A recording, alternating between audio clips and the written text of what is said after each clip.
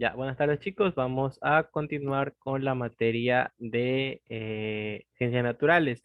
Recuerden que la clase anterior nos habíamos quedado en el origen de la vida y les pedí una pequeña investigación acerca de la teoría del Big Bang, que de momento solo me la ha pasado la compañera Pacheco, creo. Pero es una compañera, Yamila Pacheco, sí. Ella me la envió el día, creo que si no fue ayer, fue el día viernes.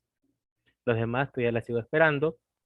Ya no se olviden de eso, por favor, que la próxima semana, como les había mencionado, les voy a hacer preguntas acerca de esa investigación que ustedes han hecho, tanto de la teoría del Big Bang y unas que otras curiosidades. Bueno, como les había dicho, ya nosotros nos habíamos quedado en tal caso en el origen de la vida, vimos el origen del carbono, el origen del agua y algunas teorías acerca del origen de la vida como tal, como es el creacionismo, la la panspermia, la generación espontánea, algunos experimentos que se realizaron. Y en este caso vamos a ver la teoría quimiosintética o biosintética. En este caso, hacia el año de 1930, el ruso Alexander Oparin y el británico John Haldane propusieron una hipótesis en que la vida se habría originado como resultado. Profesor Michael, buenas tardes. Tuve problemas en conectarme y ya estoy conectado aquí y Ya, estoy viendo sus clases. Ya listo, no hay Buenas tardes buenas para tardes, todos. no hay ningún problema. Su nombre, disculpe. Marcel Donoso. Ya, déjeme cambiarle el nombre porque sale como Galaxy A20, ¿ya? Sí, es que tuve problemas en conectarme. Ya tranquilo. Marcel Donoso. Donoso. Listo. Ya, señor Tuve Marcel Donoso. problemas, tuve problema en conectarme y recién me conecto. Ya Buenas listo. tardes para todos. Buenas tardes. No hay ningún problema, tranquilo. Ya, ahí le cambié el nombre ya. Gracias. Ya, bueno, como les he mencionado, esto es la teoría quimiosintética, lo que estábamos viendo de Alexander Oparin y también de John Haldane, el cual propusieron esta hipótesis donde ellos mencionaban que la vida se habría originado como resultado de un proceso que constaría de algunas etapas. En este caso, también se la conoce como la teoría biosintética o teoría físico-química del origen de la vida. Se fundamenta en la hipótesis de que la vida en nuestro planeta se originó a partir de la agrupación, más conocido técnicamente como síntesis de moléculas muy primitivas en el origen de los tiempos que fueron, en este caso, haciéndose más complejas hasta formar las primeras células, que lo vamos a ver un poco más adelante, las biomoléculas sencillas, biomoléculas complejas. Asimismo, fue desarrollada por Oparin y por Haldane, ¿verdad? Entre las aportaciones a los trabajos de estos dos científicos se destaca la participación de un colega americano, en este caso un farmacéutico mexicano conocido como Alfonso Luis Herrera. Él realizó estudios acerca del origen de la vida y la evolución de la vida en la Tierra. Y, y en este caso, ¿a quién se lo considera el creador de la plasmogenia, que es la ciencia que estudia el origen del protoplasma, es decir, del origen de la vida? Sus estudios, por otro lado, se encontraron publicados en el extranjero y sirvieron de base, en este caso, a Oparin y Haldane para desarrollar su teoría, que se nutrió también con estudios geológicos, paleontológicos y bioquímicos, que vamos a ver que gran parte de esta unidad se va a fomentar en esto, se va a sustentar en esto, en la teoría de la tectónica de placas y todo ello, ¿verdad? Bueno, en la actualidad, la teoría quimiosintética es la más aceptada por los científicos, puesto que en ella se explica el origen de la vida a partir de la evolución química y de los fenómenos físicos de la materia. Ahora, para los que hicieron la investigación del Big Bang, ¿verdad? Puesto que de acuerdo a esta teoría, la Tierra surgió hace aproximadamente 5.000 millones de años a partir de una nube de gas de hidrógeno. Y simultáneamente se originaron el Sol y los demás planetas del sistema solar. Bueno, al principio la temperatura en la Tierra era extremadamente alta, pero poco a poco se fue enfriando y comenzaron a formarse los océanos primitivos. En ese entonces, la atmósfera era muy diferente a la atmósfera actual, puesto que predominaba el vapor de agua, predominaba el metano, el amoníaco, el dióxido de carbono y el hidrógeno.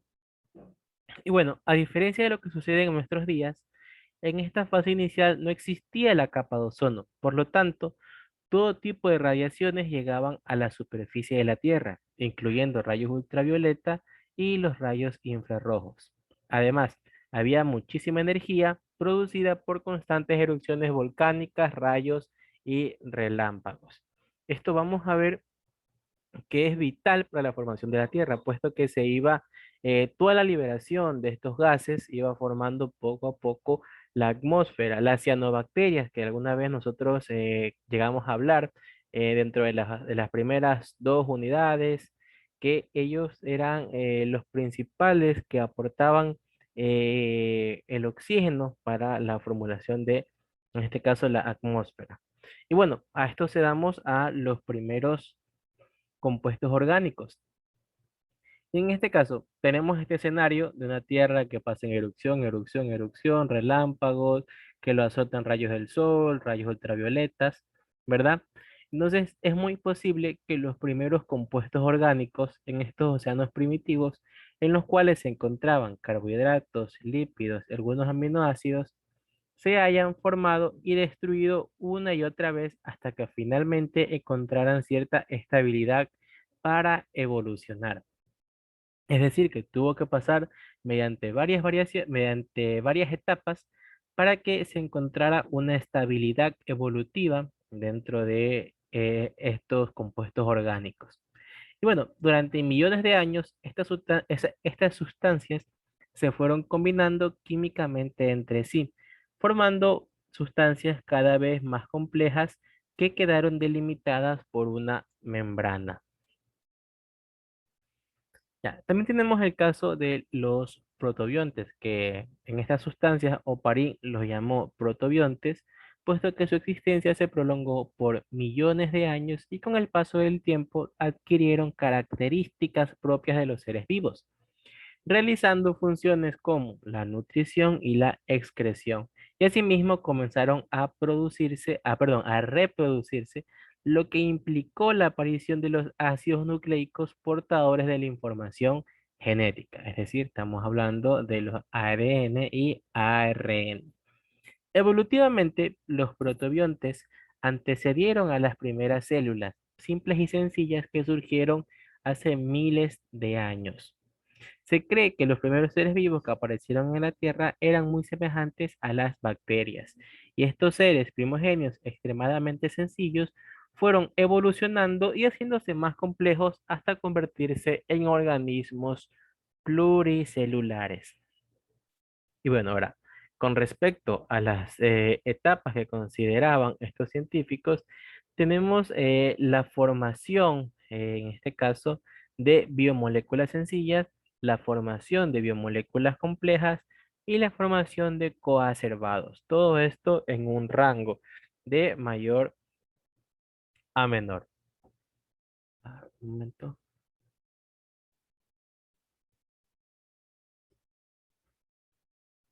Ya, como se mencionaba, en un rango de mayor a menor.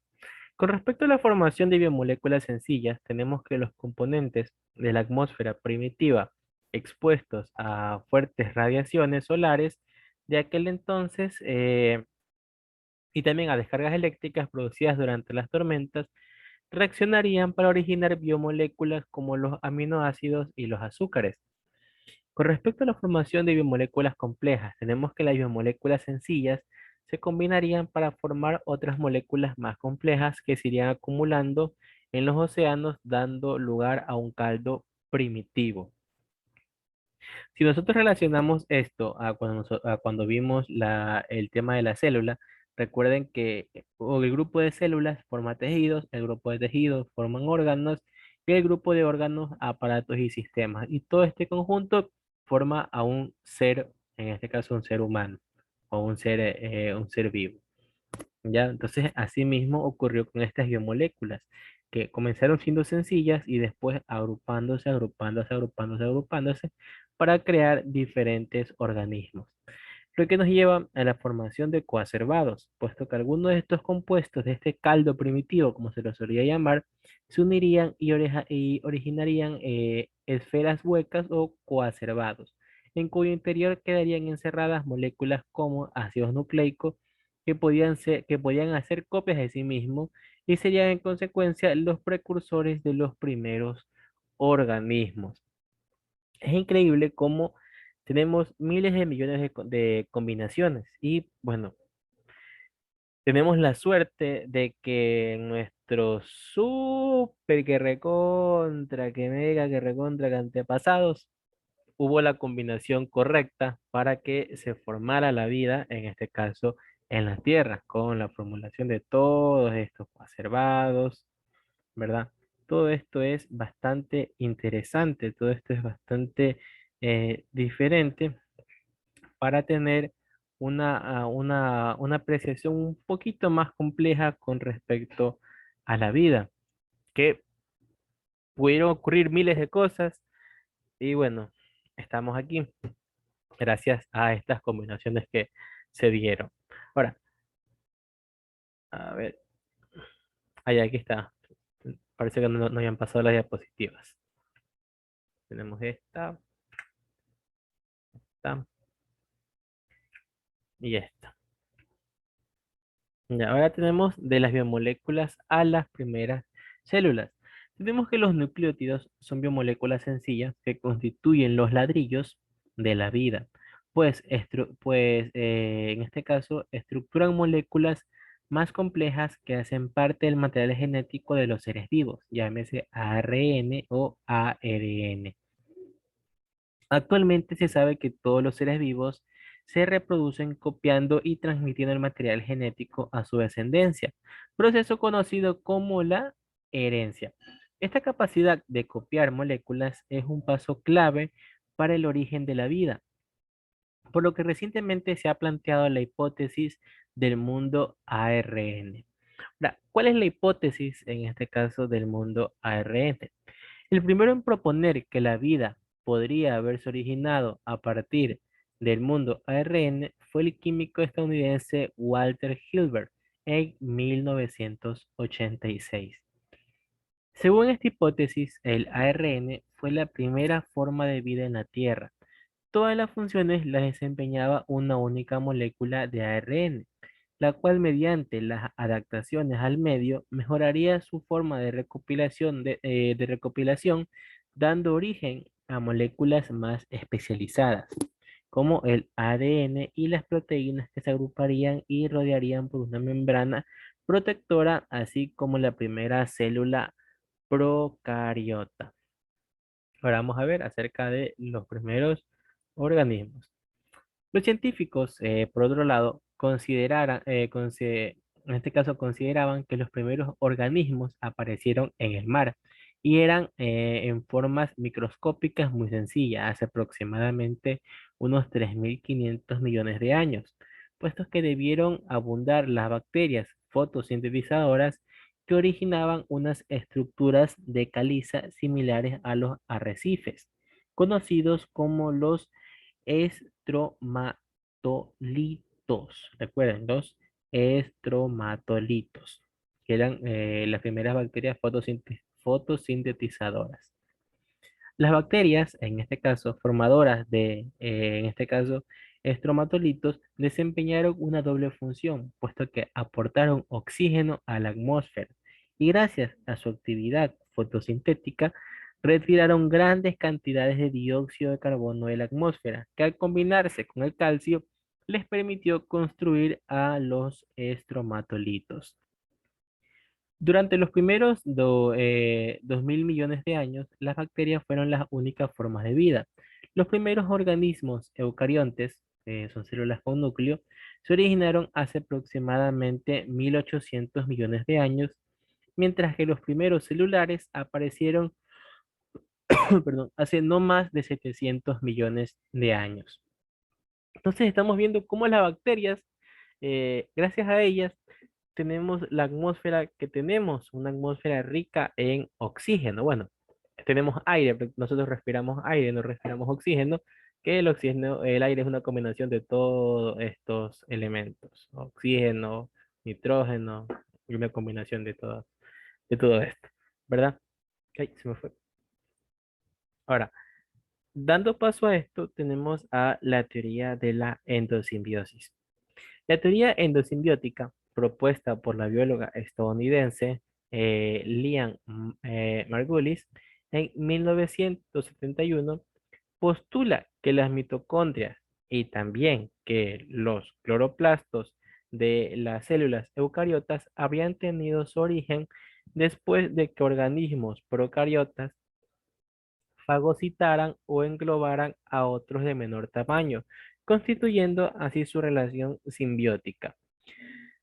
¿Cuáles son las pruebas de esta teoría? Bueno, tenemos que las mitocondrias y los cloroplastos son similares a algunas bacterias que tienen su propio material genético y ribosomas. El ARN de las mitocondrias es muy similar al de las bacterias aerobias y al de los cloroplastos y también a las de las cianobacterias. Las mitocondrias y los cloroplastos son capaces, aunque en menor escala, de realizar una expresión genética y también de realizar una síntesis de proteínas. Las mismas mitocondrias y los mismos cloroplastos tienen una doble membrana que podría ser de la bacteria fagocitada y la otra de la vesícula que se forma durante la fagocitosis. Y al aislar las mitocondrias y los cloroplastos, pueden ser destruidos por antibióticos que matan a las bacterias. Y se han encontrado microtúbulos de estructuras que hacen parte del citoesqueleto de células en algunas especies de bacterias espiroquetas. Entonces, es muy interesante esta teoría endosimbiótica. Y eso con respecto a lo que nosotros tenemos con el origen de la vida. Ahora vamos a pasar a otro tema, el cual es los principios de la biogeografía. Pero primero hay que entender qué es la biogeografía. Entonces, la biogeografía, así como su palabra lo dice, es la ciencia que se encarga de explicar la distribución de los seres vivos del planeta. Estudia los patrones de distribución de la biodiversidad a través de los diferentes ambientes del planeta, teniendo en cuenta no solo al espacio, sino también al tiempo, puesto que para cumplir su labor, la biogeografía toma elementos de otras ciencias como la ecología, la geografía, la biología, las ciencias del suelo o la edafología. Bueno, también ingresa lo que es la climatología, la paleontología, entre muchas otras ciencias. Adicionalmente, esta aporta a la conservación de las especies, debido a que con base a sus análisis, los seres humanos pueden estudiar cómo sus actividades están afectando a la distribución de la biodiversidad en el mundo y adoptar estrategias que mitiguen el impacto y y contribuyan a la conservación de los hábitats y con ello al de las especies que allí habitan. Esto es muy importante para conservar las especies que son endémicas de una región o de un lugar en específico. En verdad, porque ustedes saben que nosotros, los seres humanos, siempre tenemos en nuestra mente el destruir, más no el de conservar. Es por eso que muchos especialistas, llámense biólogos, ecologistas, ingenieros ambientales, se encargan de darle una mano a la naturaleza. ¿Para qué? Para que se respeten sus espacios, para que se respete a los animales que se encuentran en ese lado y no existan los inconvenientes de deforestación, de caza de animales, ni la explotación de los mismos como una especie de circo, ¿verdad? Además que ayuda a la conservación de las especies, teniendo en cuenta todo lo que se está viviendo actualmente. Siempre se busca eso de ayudar, pero bueno, ustedes saben que es un poquito complicado esto, pero bueno, siempre quedan las buenas acciones, son los que los que nos ayudan a ser mejores. Ya, ahora, en este caso, tenemos que el estudio de la biografía fue iniciado por el científico Alexander von Humboldt, que seguro ese nombre de Humboldt les ha de sonar de algo. Bueno, en 1805, en el año en el que publicó las ideas del desarrollo durante sus viajes por nuestra región, es decir, en Sudamérica, luego diferentes naturalistas del siglo XIX harían sus propios aportes a a la biogeografía. Entre ellos se encuentran las ideas de los británicos Charles Darwin, Alfred Russel Wallace, en el año de 1876, donde sus conceptos se basaron en sus propias observaciones provenientes de los viajes alrededor del mundo, en los cuales analizaron la biodiversidad de cada zona visitada y establecieron, por otro lado, regularidades en en este caso, en algunos procesos. Bueno, ¿cuáles son esos procesos en los que se basa la biogeografía? Los procesos en los que se basa la biografía como tal es la evolución, la extinción, también se basa en lo que es la dispersión. En la evolución, este es un proceso continuo de transformación de las especies que este ocurre de generación en generación, a partir de una forma de vida de un organismo ya existente que habita en un lugar o que habita en un tiempo determinado.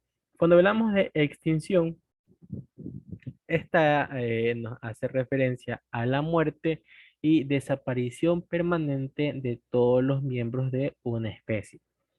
La extinción de fondo ocurre como consecuencia de la evolución. Al no adaptarse a las condiciones, una especie puede desaparecer. La extinción en masa suele estar asociada a eventos adversos o cambios muy rápidos en el ambiente.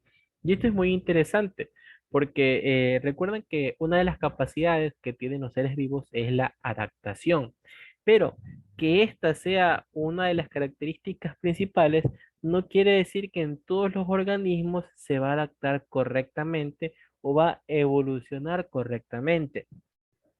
Y como dice, también pueden haber casos en el que quizás sí se pudieron haber adaptado, pero por cuestiones de la naturaleza, cuestiones del espacio, del ambiente, estos no se pudieron adaptar porque hubo algún cambio muy brusco en en su vida. Bueno, miremos el caso de los dinosaurios, que eran las especies dominantes. ¿Y qué ocurrió? Vino un meteorito y acabó con su reinado. ¿Y quienes quedaron? Los primates, en este caso nosotros, que fuimos evolucionando, ¿verdad? Y asimismo, la muerte y desaparición. Hay un caso muy interesante que es el de las jirafas, puesto que antes existían, bueno, anteriormente, miles de años atrás, jirafas las cuales tenían el cuello corto, el cuello largo y el cuello mediano. Y ustedes saben que una jirafa para poder procrear con otra jirafa, para tener relaciones, estas pelean con las jirafas que se encuentran a su alrededor. Y obviamente, bueno, con el cuello más largo iba a dar golpes mucho más fuertes e iba a tumbar a las jirafas con cuello mediano y cuello corto. Por lo tanto, estas jirafas, al no poder reproducirse o que su reproducción sea muy limitada, se iba a perder esta característica antes mencionada. ¿Ya? También es el caso con los humanos. Había un caso que yo había leído, el cual era que anteriormente, ustedes saben que ahora cuando nace un bebé prematuro, existen diferentes métodos para que pueda sobrevivir, que las camas de incubación y todo esto. Bueno, pues antes, cuando un bebé nacía prematuro, no tenía la capacidad para sobrevivir, puesto que no habían la tecnología adecuada, la medicina adecuada para que éste sobreviviera a este cambio o el no haber nacido en el tiempo adecuado. Y bueno, ¿qué hacía esto? La mayoría de los bebés prematuros tienen una estatura un poco baja. Entonces, ¿a qué ocurría esto? Era que antes la estatura de las personas era relativamente similar, no había tantas variaciones, pero con la llegada de la tecnología, con la llegada de nuevos aparatos que nos ayudan en las ciencias médicas, y estos bebés pueden nacer y se pueda desarrollar sin ningún problema, con estaturas más pequeñas. Es por eso que ahora último nosotros vemos que hay personas que son pequeñas, personas que son grandes, que son medianas, todo esto porque ya no existe ese factor que las hacía morir como tal, sino que ya ellas pueden seguir sobreviviendo y una persona de estatura pequeña se puede reproducir y puede ir pasando sus genes, sus genes, sus genes, que es una característica ya de ellos. Así como las personas con ojos azules, ojos verdes. También había una teoría que decía que anteriormente habían personas con ojos amarillos y con ojos rojos, pero que en la época medieval, todo esto de las cruzadas, se los catalogaba a ellos como si fueran hijos del diablo o que eran brujas. Y es por eso que en la actualidad no podemos encontrar una persona que tenga los ojos rojos o los ojos amarillos. Y si lo hay, es muy poca y su descendencia tuvo que haber sufrido bastante por tener esta característica que ellos tenían. Ya. Ahora, con respecto a la dispersión, nos habla que es la capacidad que tiene un organismo para migrar de un lugar a otro y colonizar lugares diferentes de su lugar de origen. La dispersión, por otro lado, permite que los organismos de un sitio se mezclen con los de otro, lo que aumenta su variabilidad y da la oportunidad a nuevas generaciones de adaptarse a nuevos ambientes. Por ello, la dispersión se encuentra muy relacionada con la evolución de las especies. Es casi lo mismo, puesto que se van a perder características, obviamente, en el paso de este proceso evolutivo, como era Darwin y los pinzones, que uno tenía los picos más grandes, picos más cortos, picos más medianos. ¿Para qué eran estos? Bueno, pues que según el lugar en el que ellos estaban, habían semillas o lo que ellos consumían, que eran de tamaño más grande, más corto, más mediano. Y obviamente, si tenemos un ave con un pico corto y una semilla grande, un alimento grande para consumir, no lo va a poder hacer. Entonces, a fuerzas va a tener que irse adaptando generación tras generación, tras generación, tras generación, para que no ocurran estos problemas de una variabilidad genética para ellos. Y ahora, bueno, pasamos a las ramas de la biogeografía. La biogeografía toma dos rutas para dar la explicación a la distribución de las especies, la cual es la ecología y la historia. Y estas pueden estudiar por separado, aunque estén estrechamente relacionadas. Ya, tenemos el caso de la biogeografía ecológica y con esto vamos a terminar en este tema porque ya vimos se nos cierra la sesión. Tenemos que esta es la rama de la biogeografía que analiza la distribución de la biodiversidad con base a que a las interacciones que tiene cada especie con los componentes bióticos y los componentes abióticos de su medio. Por ejemplo, cuando una especie de planta vive en cierta temperatura, tenemos que la influencia de estos factores se puede estudiar de diferentes escalas, en una escala global, en una escala regional y en una escala local. A ver,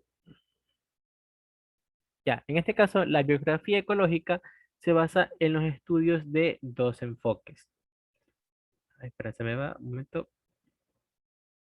Ya. Estos enfoques es el enfoque analítico o el enfoque poblacional o el enfoque y el enfoque, perdón, ecológico. Con respecto al enfoque analítico o poblacional, tiene en cuenta cómo se comporta la población de una especie. Por ejemplo, cómo varía el número de leones en una población. Eso lo hace considerando la historia de vida, la tasa de reproducción, el compartimiento, la forma de dispersión y otras características que afectan al comportamiento de la población con respecto al lugar donde vive. Y el enfoque ecológico este en caso nos habla que tiene en cuenta la capacidad biológica, perdón, que tienen los organismos de una población para poder responder a los elementos bióticos y abióticos de su medio ambiente. Así, la distribución de una especie depende de la capacidad de sus individuos para tolerar o, en este caso, o vivir en presencia de ciertos factores ambientales. Y los individuos se ubican entre los límites que pueden tolerar. Bueno, chicos, nos vamos a quedar hasta aquí porque ya se va a cerrar la sesión. Déjenme de tomar la lista un momentito y detener la grabación.